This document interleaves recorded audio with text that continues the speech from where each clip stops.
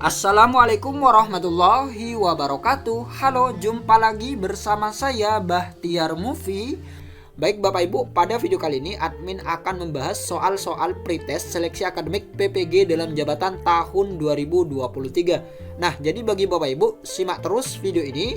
Dan sebelum lanjut, seperti biasa admin ingatkan kembali, jangan lupa tekan tombol subscribe-nya terlebih dahulu dan tekan tombol loncengnya agar nantinya Bapak Ibu selalu mendapatkan update soal-soal terbaru dari kami. Baik Bapak Ibu, kita langsung saja.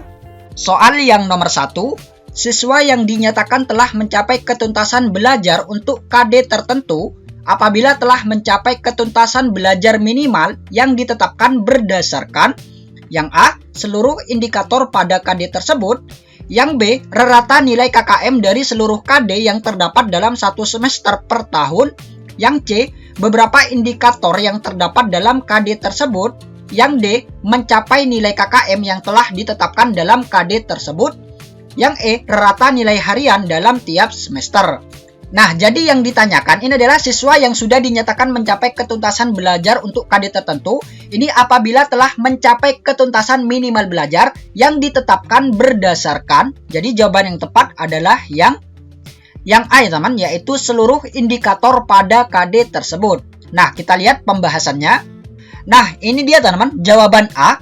Penetapan KKM perlu mempertimbangkan beberapa ketentuan sebagai berikut.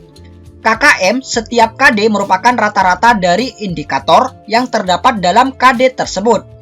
Peserta didik dinyatakan telah mencapai ketuntasan belajar untuk KD tertentu apabila yang bersangkutan telah mencapai ketuntasan belajar minimal yang ditetapkan untuk seluruh indikator pada KD tersebut. Nah, jadi ini dia teman-teman, ditetapkan berdasarkan seluruh indikator pada KD tersebut. Nah, jadi jawaban yang tepat adalah yang A. Kemudian poin yang nomor 2, KKM setiap standar kompetensi atau SK merupakan rata-rata KKM kompetensi dasar atau KD yang terdapat dalam KI tersebut. Kemudian yang ketiga, KKM mata pelajaran merupakan rata-rata dari semua KKM yang terdapat dalam satu semester atau satu tahun pembelajaran dan dicantumkan dalam LBH atau raport peserta didik. Jadi jawaban yang tepat adalah yang A. Kemudian soal yang nomor 2, pada semester 1 diperoleh data bahwa dari 32 siswa, 29 orang dinyatakan tuntas dari KKM 70. Sedangkan 3 siswa dinyatakan tidak tuntas. Siswa yang dinyatakan tuntas mengikuti program pengayaan. Sedangkan siswa yang belum tuntas telah melakukan program remedial. Ternyata 3 siswa tersebut tetap gagal mencapai ketuntasan belajar. Setelah diadakan pengolahan nilai dari beberapa jenis penilaian, mulai ulangan harian, ulangan tengah semester, praktik, dan penugasan, ternyata 3 orang tersebut tidak memenuhi ketuntasan belajar atau KKM. Selanjutnya, guru harus, yang A, memanggil orang tua siswa tersebut dan menyarankan untuk pindah sekolah karena tidak bisa mengikuti belajar di sekolah itu. Yang B, melaporkan dan menyerahkan sepenuhnya kepada pimpinan sekolah untuk menangani kegagalan belajar siswa tersebut. Yang C, memanggil orang tua siswa tersebut dan berdiskusi bersama untuk mengatasi kegagalan belajar siswa tersebut. Yang C, mengadakan rapat dewan guru untuk menangani kegagalan belajar siswa tersebut. Yang E, mengeluarkan siswa tersebut karena tidak memenuhi KKM. Nah, ini ada 3 siswa yang dinyatakan tidak tuntas ataupun tidak memenuhi KKM. Kemudian, 3 siswa tersebut ini dilakukan program remedial. Dan ternyata 3 siswa tersebut ini tetap gagal, teman. Tetap gagal mencapai ketuntasan belajar. Nah, setelah diadakan pengolahan nilai dari beberapa jenis penilaian, yaitu contohnya seperti ulangan harian, ulangan tengah semester, praktik, dan lain sebagainya, ternyata ketiga orang ini tetap tidak memenuhi ketuntasan belajar ataupun KKM.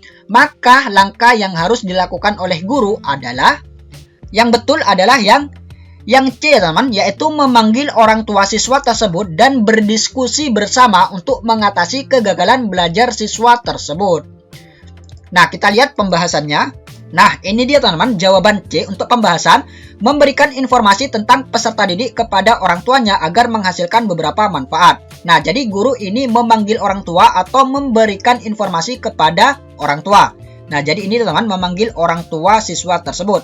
Kemudian poin yang kedua, yaitu Informasi hasil belajar dimanfaatkan oleh orang tua untuk memotivasi anak agar belajar lebih baik.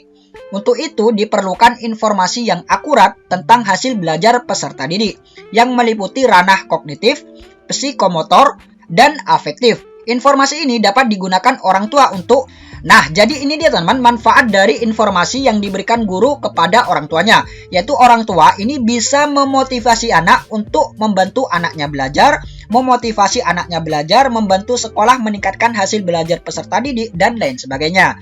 Jadi jawaban yang tepat adalah yang C.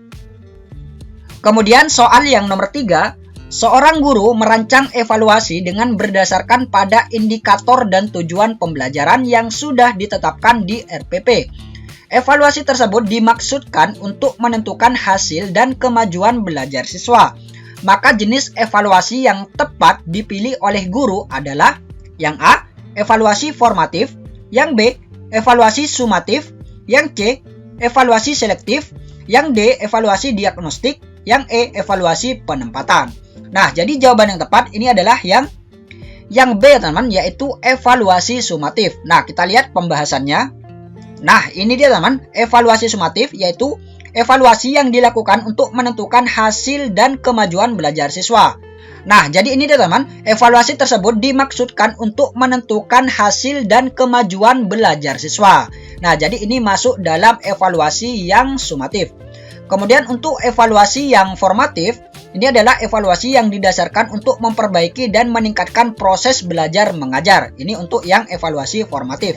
Kemudian yang evaluasi selektif ini adalah evaluasi yang digunakan untuk memilih siswa yang paling tepat sesuai dengan kriteria program kegiatan tertentu. Kemudian yang evaluasi diagnostik ini adalah evaluasi yang ditujukan untuk menelaah kelemahan-kelemahan siswa beserta faktor penyebabnya.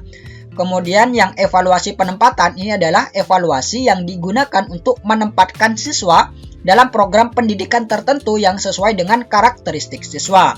Jadi jawaban yang tepat adalah yang B.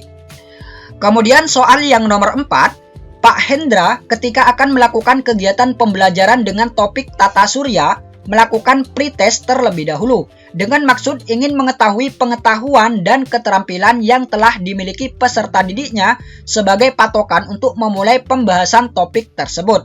Hal ini berarti Pak Hendra memperhatikan karakteristik peserta didik dalam hal yang A, motivasi belajarnya, yang B, kemampuan awalnya, yang C, perkembangan emosinya, yang D, perkembangan sosialnya, yang E, perkembangan motoriknya.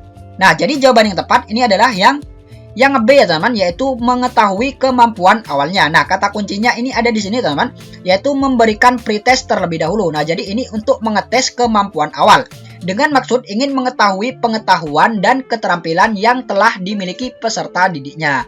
Nah, jadi ini untuk memperhatikan karakteristik peserta didik dalam hal kemampuan awalnya. Jadi jawaban yang tepat adalah yang B.